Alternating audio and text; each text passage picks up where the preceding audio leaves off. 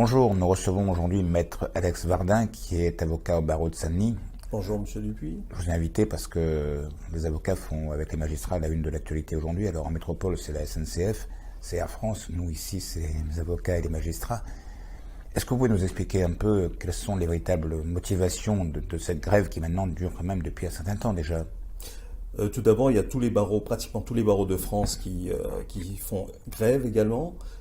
Aux Antilles, les magistrats et les avocats font grève. En métropole, les magistrats et les avocats participent à ce mouvement de grève. Pourquoi?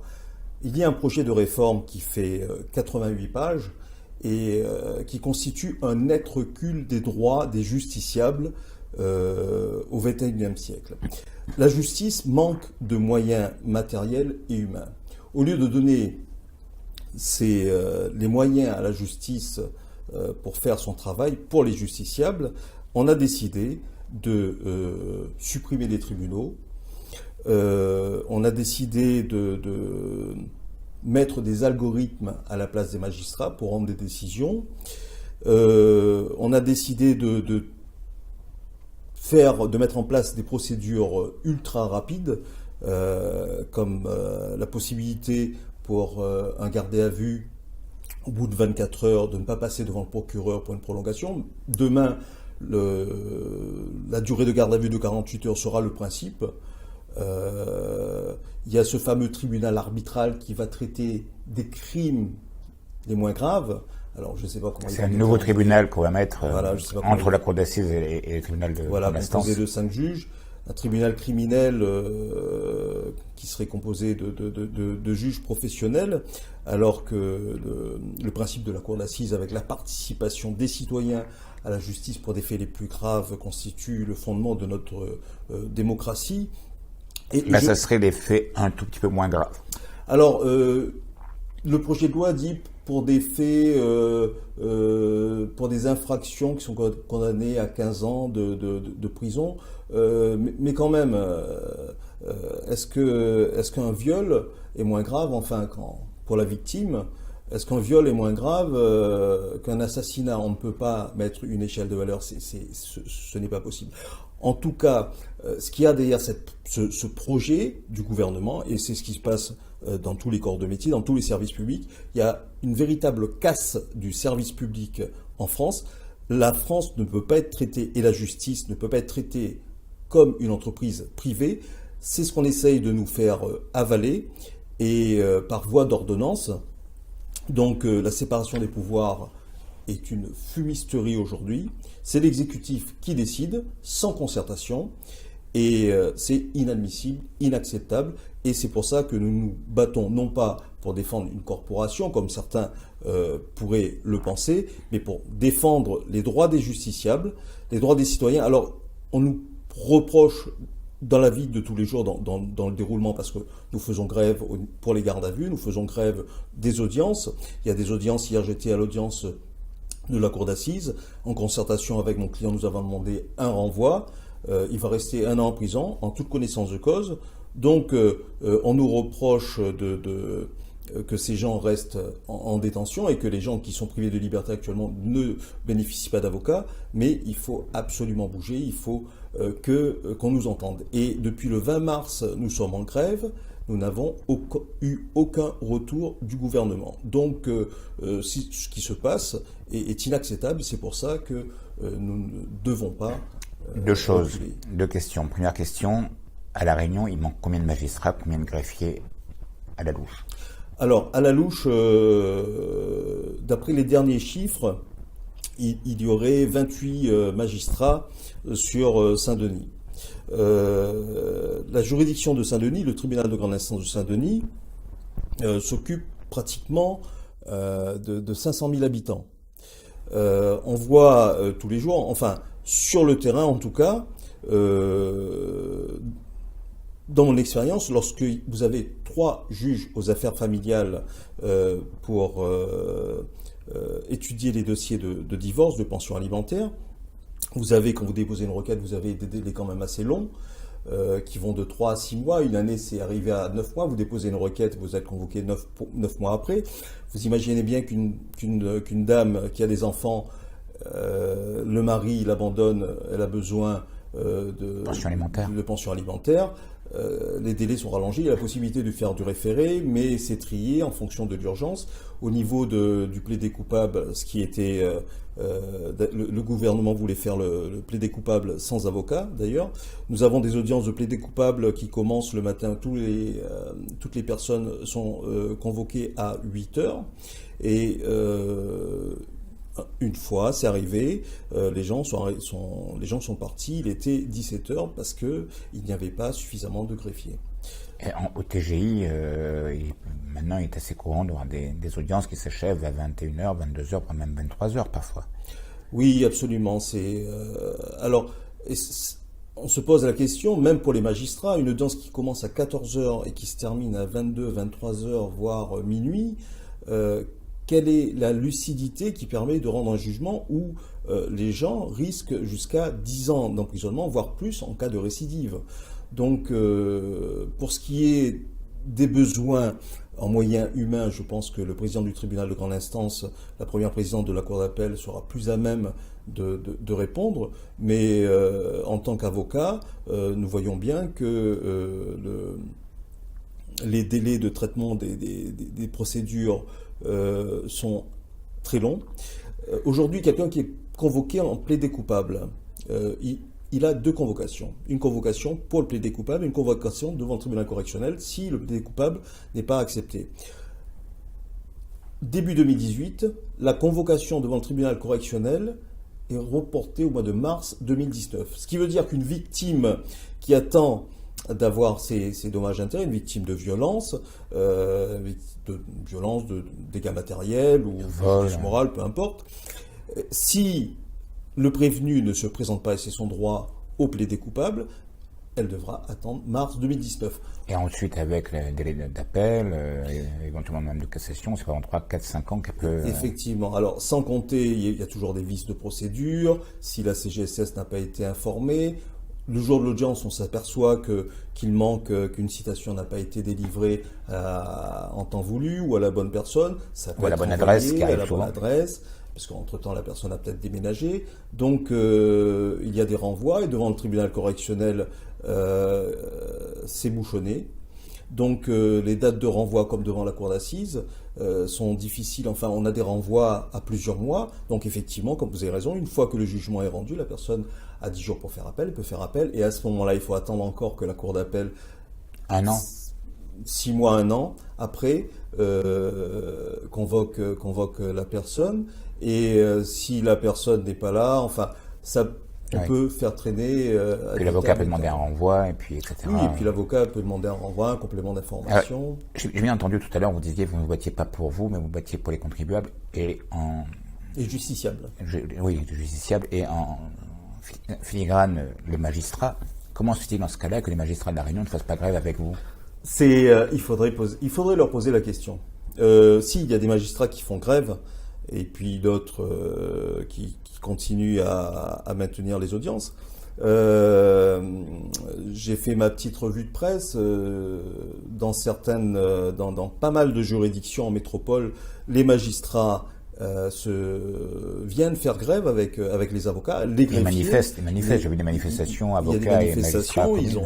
Ils sont sur le terrain. Il y a le SPIP, le personnel du SPIP qui vient également. Il y a tout le monde judiciaire dans certaines juridictions qui participe à ce mouvement parce que ce n'est pas seulement notre intérêt, mais c'est dans l'intérêt des justiciables, dans l'intérêt de la justice, de dire, nous, on a besoin de greffiers, on a besoin de moyens matériels, parce que, je vais prendre un exemple, une anecdote, une greffière me disait que le papier qu'on leur livrait était trop fin, et de sorte que lorsqu'on faisait des copies assez rapidement, il y avait systématiquement des bourrages papier. On est à un point où les greffiers sont obligés de venir avec leur propre... Ça fait un moment, ça, déjà. Oui, ça fait un moment. Ça fait quelques années. Ça fait quelques années. Et justement, à plus forte raison. Donc, on sait pertinemment que la France, au niveau du budget de la justice, est classée dans les derniers pays européens. Pour le pays des droits de l'homme, c'est triste. Il y a là un véritable problème. Parlons un peu de la profession d'avocat à La Réunion, puisqu'on est à La Réunion. Vous êtes combien? Plus de 200 barreaux de Saint-Denis? Plus de 200 barreaux de Saint-Denis, oui. Je me suis laissé dire que c'était quand même très difficile pour beaucoup d'avocats. Il y a des gros cabinets d'avocats qui connaissent d'énormes difficultés financières. Il y a beaucoup de jeunes avocats qui touchent à peine le SMIC par mois. Est-ce qu'il y a encore un avenir à la profession d'avocat? Moi, je vois qu'en droit, il y a beaucoup de jeunes qui s'inscrivent, qui souhaitent passer le CAPA, qui rêvent d'une profession d'avocat. Est-ce qu'il n'est pas temps de leur dire que ce n'est plus l'avocat, ce n'est plus celui qui roule en grosse BMW ou Mercedes, et que la profession a vraiment changé? Alors, moi personnellement, si j'ai fait avocat, c'est après avoir écouté Robert Badinter, après avec l'abolition de la peine de mort, enfin avec ces grands principes humanistes. Et aujourd'hui, nous allons vers une justice robotisée et déshumanisée. Donc, même si moi, c'est pas mon ambition n'est pas de rouler en Lamborghini ou en BMW, tout est fait pour que notre action n'aboutisse pas. C'est-à-dire, on se heurte. Aujourd'hui, par exemple, pour vous donner un exemple concret, si la plainte d'une personne, et ça arrive fréquemment, n'est pas prise par le gendarme ou le policier, nous déposons plainte avec le procureur de la République qui a 3 mois pour répondre. Au bout de ces 3 mois, nous saisissons le doyen des juges d'instruction qui est obligé de mettre en place l'action. Demain, si ce projet de loi passe, le procureur de la République n'aura plus 3 mois, mais 6 mois pour répondre. Et si jamais il répond pas ou il refuse, nous devons d'abord faire un recours hiérarchique auprès du procureur général pour contester la décision du procureur. Et si le procureur général fait droit à notre demande, nous allons saisir le doyen des juges d'instruction pour continuer cette plainte. C'est un an, quoi. C'est un an, c'est une perte de temps, c'est une perte d'argent parce que les gens qui viennent nous voir ne sont pas forcément riches. Il y a plein de personnes qui sont dans le besoin et bien souvent, les personnes qui sont victimes de violences intrafamiliales, de viols, ce ne sont pas des personnes qui roulent sur l'or, donc qui bénéficient de l'aide juridictionnelle. Nous passons beaucoup de temps à monter au créneau pour ces personnes. Effectivement, nous ne sommes pas rémunérés à juste titre. Ça, c'est un autre problème. Et je pense que dans un deuxième temps, à mon avis, le gouvernement Macron va s'attaquer à l'aide juridictionnelle, de sorte que nous allons vers une justice de riches, avec notamment la délocalisation de certaines affaires vers des tribunaux dits spécialisés, comme c'est le cas aujourd'hui en matière de propriété intellectuelle où le tribunal de grande instance de Paris est compétent. Et si jamais ce projet passe, la personne qui a la possibilité de payer son avocat à La Réunion et en métropole et qui a la possibilité d'aller assister à son procès, il pourra se défendre convenablement, mais la personne qui a l'aide juridictionnelle, il ne verra pas son avocat à Paris, et l'avocat à Paris qui sera payé à l'aide juridictionnelle, peut-être il mettra consciemment ou inconsciemment, il mettra ce dossier sous la pile. Sous la pile, je ne sais pas. Il peut tomber sur... Combien est l'aide juridictionnelle aujourd'hui? L'unité de valeur est de 32 €. Pour vous donner un exemple, lorsqu'on défend devant le juge des libertés quelqu'un qui doit être placé en détention suite à un crime ou un délit, nous sommes payés 2 UV. Nous sommes payés 64 € pour défendre quelqu'un devant le juge des libertés de la détention après être passé devant le procureur où nous ne sommes pas payés, après être passé devant le juge d'instruction où nous ne sommes pas payés pour l'interrogatoire de première comparution. Et donc vous avez aujourd'hui, je dis ça aux jeunes, aux futurs confrères, aujourd'hui vous allez au palais de justice un dimanche à 9 h, vous allez ressortir à 19 h pour 64 €. Et si vous défendez quelqu'un devant le tribunal correctionnel où il risque 10 ans ou plus en cas de récidive, vous êtes payé 240 €. Donc, pour l'avoir reçu déjà 2-3 fois déjà en amont pour connaître le dossier, préparer, rédiger les conclusions, c'est un travail de... ça nous fait, une fois j'ai calculé, ça me faisait 2,4 € de l'heure. Donc... moins qu'une femme de ménage, beaucoup moins qu'une femme de ménage. Beaucoup moins. Donc, nous faisons ce métier parce que... Et sur ces 64 €, vous devez payer votre secrétaire, le loyer, vos charges sociales, etc. Donc, il reste 40% sur ces 64 €. Et nous sommes dans une situation où la justice a besoin de moyens, comme pour l'éducation nationale, comme pour de ce qui relève du pouvoir régalien de l'État, ce qui relève du contrat social, parce que c'est ce qui fonde notre démocratie, c'est ce contrat social. L'exécutif, le Parlement, le pouvoir judiciaire sont là pour veiller à ce que cet ordre public de protection, comme on apprend en fac de droit, cet ordre public garantisse les droits des personnes, notamment le droit d'accès à la justice. Alors qu'aujourd'hui, par ces réformes, ce droit d'accès à la justice est profondément remis en cause. Et je profite de l'occasion pour dire que ça a commencé en 2009 avec le décret Magendie en appel, où sous couvert de célérité, de simplicité de la procédure, nous a mis des choses-trappes. Et depuis le 1er septembre 2017, il y a une procédure très très très complexe au niveau de la cour d'appel. Et entre avocats, on se dit, on va arrêter de faire appel parce que il y a tellement de délais à respecter, tellement de procédures à respecter, même la loi, d'ailleurs, la première loi de 2009 était tellement mal faite que dans le silence de la loi, les cours d'appel ont été obligés de saisir la Cour de cassation pour avis. Et donc, c'était la Cour de cassation qui disait, dans ces cas-là, il faudrait faire comme ça, il faudrait faire de telle façon, etc., etc. Donc, nous sommes en pleine insécurité juridique. Bien entendu, ceux qui sont en haut dans ce gouvernement, à mon avis, ça ne les touche pas. Ils ont les moyens financiers d'avoir recours à des avocats qu'ils vont payer. Mais pour le petit justiciable, demain, un justiciable vient me voir à l'aide juridictionnelle. Je le fais encore, mais compte tenu des choses-trappes qu'il y a dans la procédure d'appel, un justiciable à l'aide juridictionnelle vient me voir. Peut-être que je dirais non, parce qu'il y a vraiment trop de risques et ma responsabilité professionnelle peut être engagée. Un dernier mot sur l'Europe. Je sais qu'il y a un bon ton de la critiquer. Est-ce que le droit européen, la Cour européenne des droits de l'homme, la Cour européenne de justice ont apporté beaucoup au droit français? Oui, par le passé. Et j'ai bien peur que la Cour européenne des droits de l'homme aujourd'hui est dans le viseur des États et que demain la Cour n'aura plus cette influence qu'elle avait il y a 10 ans encore, où elle pouvait donner des arrêts sur lesquels on se basait pour modifier le droit français. Voilà, pour modifier le droit français. Je vais vous donner un exemple concret concernant le RSI.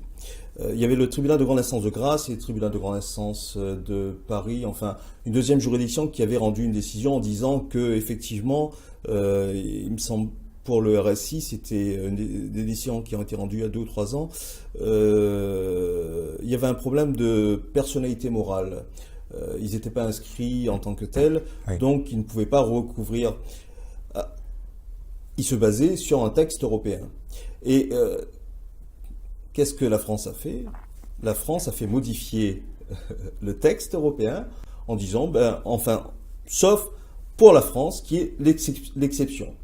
Donc, nous sommes dans l'insécurité juridique où l'État se permet de modifier le texte qui donne raison aux justiciables. Et quelque part, c'est logique, parce qu'un juge, il est là pour appliquer la loi. Si la loi, elle change, lui aussi, il doit changer son...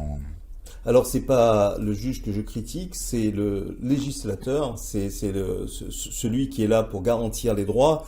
Vous imaginez si, en fonction de vos intérêts, vous modifiez la loi,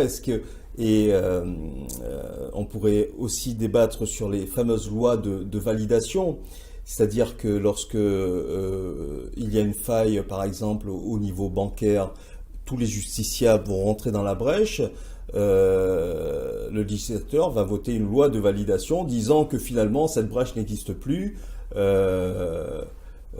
ne peut plus attaquer les banques pour tel ou tel motif. Donc il y a vraiment Un déséquilibre. Un déséquilibre. La balance penche vraiment pour les plus riches, pour les banquiers, pour les financiers. Et le politique, je vais vous dire, pour moi, Monsieur Macron n'est qu'un... on a mis en place un président, c'est un néolibéral, technocrate, c'est un banquier comme Theresa May qui vient de la banque. Et donc nous sommes dans une casse sociale. Et je pense que aujourd'hui encore, en sortant du palais de justice, j'ai rencontré des salariés de Bourbon-Bois et qui est obligé de fermer suite à une ordonnance de Macron, du gouvernement. Ce gouvernement actuel est dangereux pour les citoyens. Et donc, ce qui se passe aujourd'hui en France est vraiment détestable. Ce n'est pas ce qu'on veut pour nos enfants, pour les étudiants aujourd'hui. Qu'est-ce qu'ils vont devenir? Je suis vraiment pessimiste pour l'avenir. Donc, je pense, je vais voir, on va se concerter avec l'ordre des avocats, mais je pense qu'il faut absolument tenir. Il ne faut pas se laisser faire. Très bien. Je rappelle que nous recevions aujourd'hui Maître Alex Vardin, qui est avocat au barreau de Senlis. Merci. Merci, Monsieur Dupuis.